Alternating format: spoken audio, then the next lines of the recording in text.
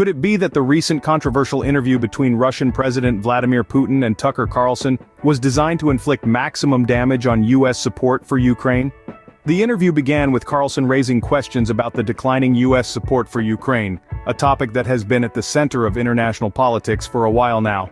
This was immediately followed by a discussion on the congressional attempt to provide aid to Ukraine, which unfortunately collapsed.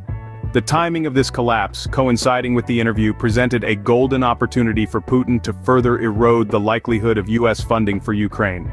As the conversation progressed, Carlson was accused of echoing Russian propaganda and misinformation about Ukraine, questioning the need for U.S. aid. This seemed to play into Putin's hands, who has been tailoring his propaganda to appeal to the Republican right. Interestingly, Carlson's skepticism about Ukraine aid aligns with former President Donald Trump and his supporters in Congress. The conversation then shifted towards the issue of American journalist Evan Gershkovich, currently imprisoned in Moscow. Putin expressed his openness to negotiate for Gershkovich's release, dropping hints that the release could come at the cost of freeing a Russian assassin serving a life sentence in Germany.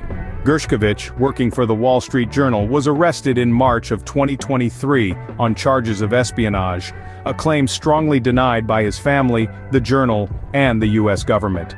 Towards the end of the interview, the topic of Ashli Babbitt's death during the Capitol riot was brought up. Carlson seemed to agree with Putin's questioning of her death, raising suspicion about the details surrounding the incident.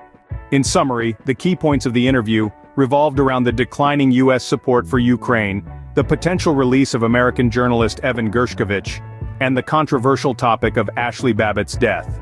Throughout the discussion, Carlson was accused of echoing Russian propaganda, while Putin seized the opportunity to further his agenda. The interview raised more questions than it answered, leaving the audience with plenty to ponder.